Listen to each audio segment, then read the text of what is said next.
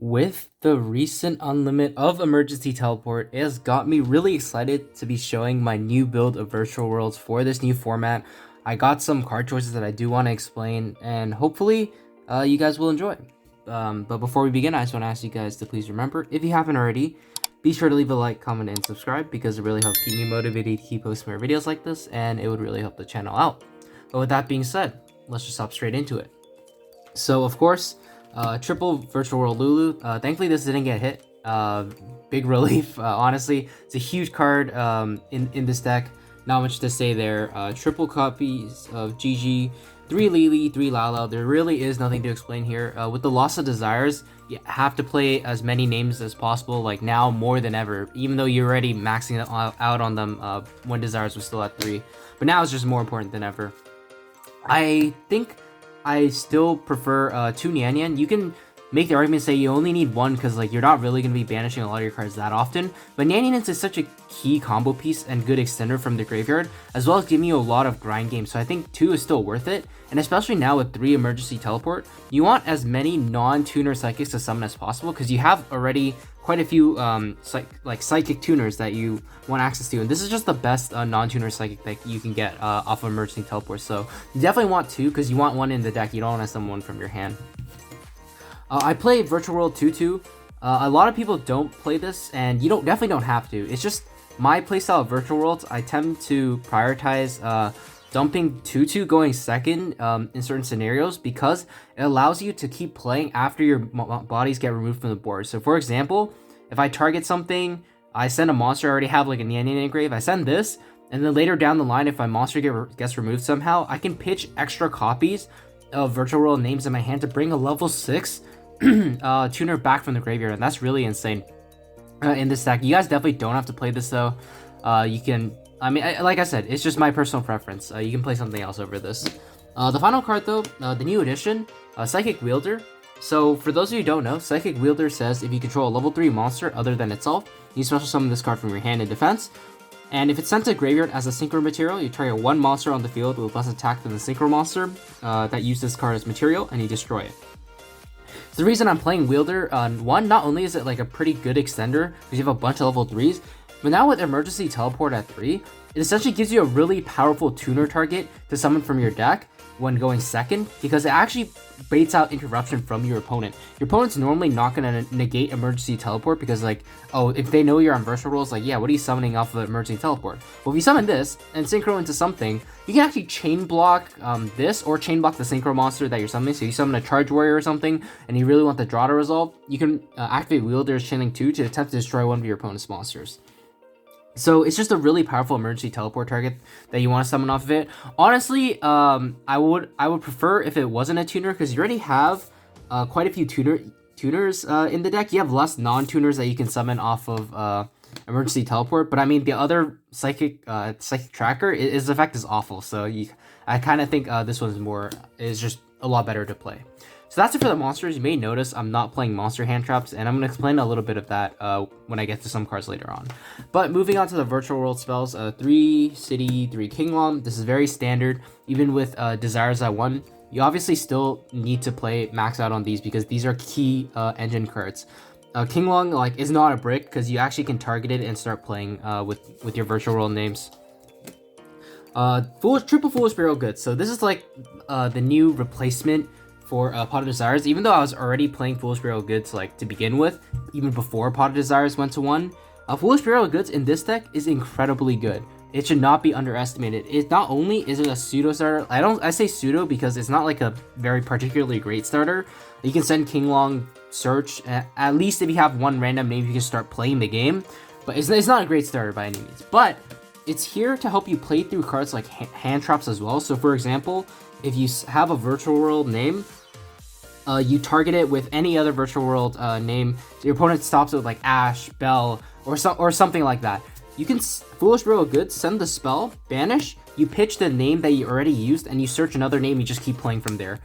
Foolish Burial Goods is a very powerful card for that reason as well.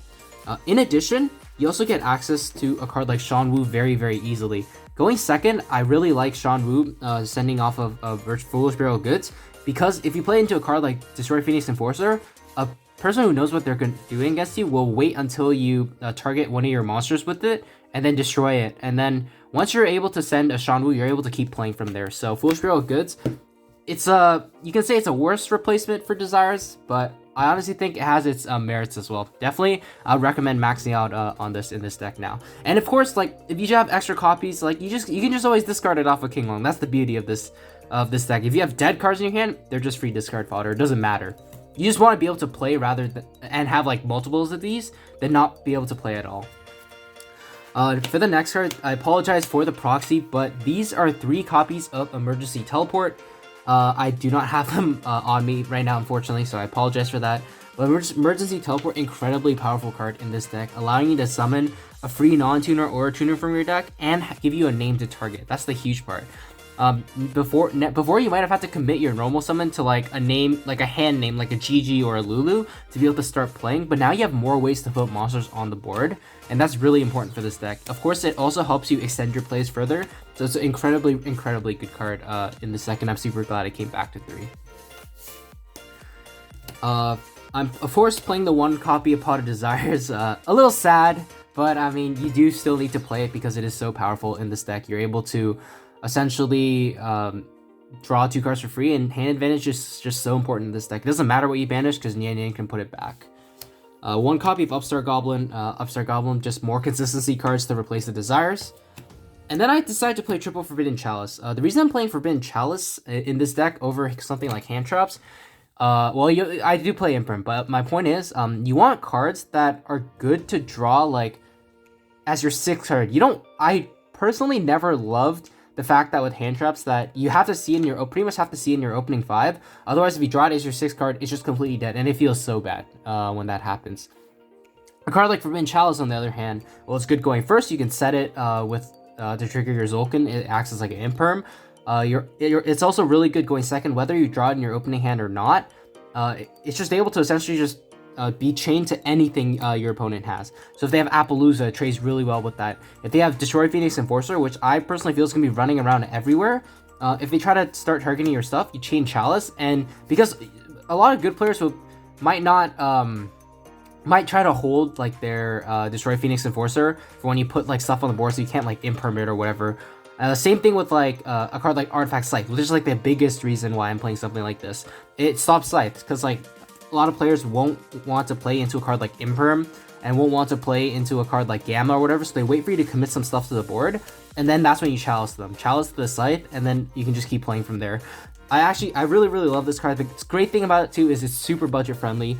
You might be asking, well, if I had Forbidden Droplets, would I play it? Honestly, I actually don't think I would.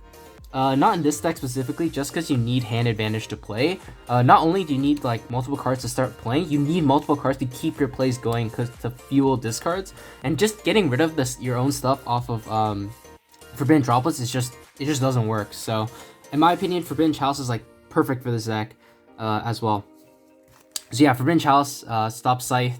It's like a good going second card. Like it trades 1 for 1 with the card like DP at the very least. And then if the DP stays on the board or goes to grave, you have so many ways to clear. That's like the beauty of this deck. Last spell, 1 Call by the Grave. This is the 39th slot. You can play whatever you want in here. I just felt Called by the Grave was good because, once again, it's an out to a card like Artifact Scythe once it hits the graveyard. Assuming they're doing like the regular Scythe combo, you can Call by the Grave. That's an out to it. And of course, it also gets rid of Destroy Phoenix Enforcer. It stops Hand Traps as well. Very powerful card. For the traps, 2 Chuche, 1 Shanwu. This is still pretty standard. I still think you absolutely need double Chuche, because you always want the level modulation actually comes up a lot more than you would expect. And of course, its on-field effect is super powerful. You always want to have at least 1 in circulation somehow in your deck, so you can search it off a Lulu or whatever. Shanwu, of course, is a very powerful extender. Not much more to say there. Finally, I'm playing triple copies of Imperm. So I did have space for like 1 hand trap. I felt that Imperm was good, just because, like I said, it's good as your 6th card. It can potentially just trade 1 for 1 with a card like DP or Appaloosa or whatever. And of course, it's a speller trap you can set to trigger your Ultimate Zolkin. If you guys don't like Infinite Impermanence, or you feel it's not high impact enough, you can definitely cut either Call by the Grave, or you can cut 2/2 and play the Aside from Gamma package instead. I just personally think this is perfect. A lot of very small things give this an edge over like Gamma. Like you don't play the brick. It gives you a spell trap to set, and of course you can draw it as your 6 card. Slightly more flexible than Gamma when it's your 6 card. Of course, I will say Gamma is higher impact, so you guys decide what trade-off is more worth it for you. That's it for the main 40 cards.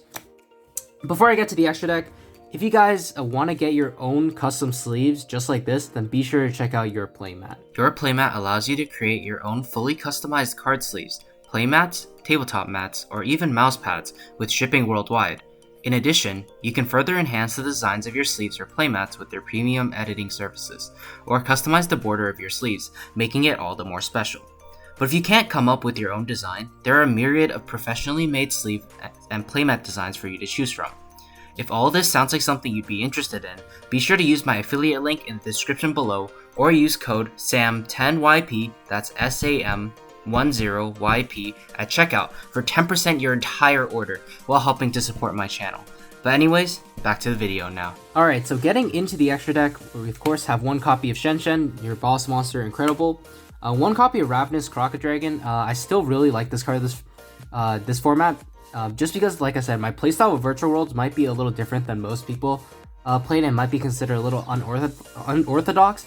But especially games 2 and 3, especially after post-siding, I tend not to try to make this huge board that's unbreakable. I'd rather go for cards that let me draw cards. So cards like Croc, Charge Warrior, and Coral Dragon, I try to trigger them as much as possible to draw into side cards, so you don't lose as hard to something like Dark Ruler or Forbidden Droplets, because you can draw into cards like Imperm, Chalice, Token Collector, Dimensional Barrier, stuff like that.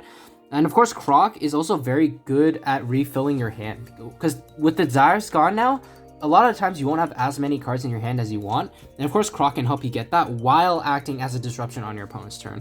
A lot of people underestimate how strong Croc and Shen is. It's essentially the same as having Croc plus Tcg, except at a higher cost of Croc. A lot of the times though, with GG adding back in the end phase and Croc, the card you draw for Croc, it's always going to be at least a live disruption on your opponent's turn, and I really like that about the card. For the last 9, Vermilion Dragon Mech, not much to say there. It's a very powerful combo piece as well as going second card. For the 6s, 1 Charge, 1 Coral, 1 Juju. So these are all very standard. Nothing very strange here. Charge Warrior, Coral Dragon, very good at climbing, helping you climb and draw cards while you do that. Juju, I would definitely not cut this. This card is so good going second. It's one of your clean outs to something like Destroy Phoenix Enforcer, because after you Chalice or Impermit, you're able to get it off the board without triggering its effect is very important. It's also important now with a card like Emergency Teleport. You can put a Virtual World name on the board without having to normal summon because like, for example, if you have a weird hand that's like double teleport or something like that and a Virtual World name, you can put a name on the board without having to normal summon, which is huge. And then for the last 2 synchros, Zolkin, Crystal Wing, still definitely, I always like this card in this deck because it just gives you a way to play around impermanence. Or sorry, Nibiru, excuse me. It's an imperm magnet, I should say. A lot of the times your opponents are gonna have imperm for your Zolkin, and that's really unfortunate, but you have ways to play around that, which I will show and explain in my Virtual World combo/testing video, so you guys want to stay tuned for that. It'll be coming out in a few days after this video, so be sure to leave a like and comment. But anyways, that's it for the synchros. For the XYZs, 1 copy of Zeus, it's super strong. 1 copy of Guy Dragon. For the 6s, Fan, M7, and Beatrice. So Fan is really standard. It's super good removal, especially against a card like DPE. It gets rid of the Celestial, as well as the Phoenix Enforcer itself. M7 can help you recur a bunch of resources, as well as also acts as clean outs to like monsters on the board. So like, that's what I mean when I say this deck has so many ways to out destroy Phoenix Enforcer without triggering it, which is really the beauty of it. But most of the time, you're gonna be using this to add back monsters. So if you play like actual hand traps, like monster hand traps, you can keep adding them back with this. And then finally, Beatrice. This is like the new thing. I decided to go with this format just because you have access post game 2 to a card like Token Collector. Token Collector you can super easily send with a card like Beatrice, and this is a huge blowout against the Brave decks and against Sword Soul. and that's a really important for you to be able to have access to, because not only does Beatrice do that on your turn, she can send an extra combo piece or a follow-up like a King Long or whatever, so it's really strong. Another option with Beatrice, if you guys want, you can try Fairy Tale Snow. I thought about it, but I personally thought that Fairy Tale Snow is just like an extra brick you're adding to the deck, and sometimes you don't even end on Beatrice. So I feel like Snow is not necessary, but you guys can definitely experiment with it if you wish to play Snow in this deck. And then finally, the last two XYZs, Gossip Shadow and Breaksword. I believe Gossip Shadow is a lot better now, because with Emergency Teleport, you're able to put level 3s on the board a lot more easily, and this doesn't force you to commit as many resources to the Zolkin Crystal Wing combo, while it still helps you play around hand traps. And of course, it can just be like a good, decent interruption against your opponent during their turn as well. Breaksword, of course, just helps you clear stuff, and it's just a super generic rank 3. But so that's gonna do it for the deck profile, guys. Let me know what you thought about it in the comments section below. If you liked it, disliked it, do let me know. Stay tuned once again for the combo tutorial / test hand video coming soon. But with that being said, hopefully you guys enjoyed the video, and I will see you guys soon. Take care.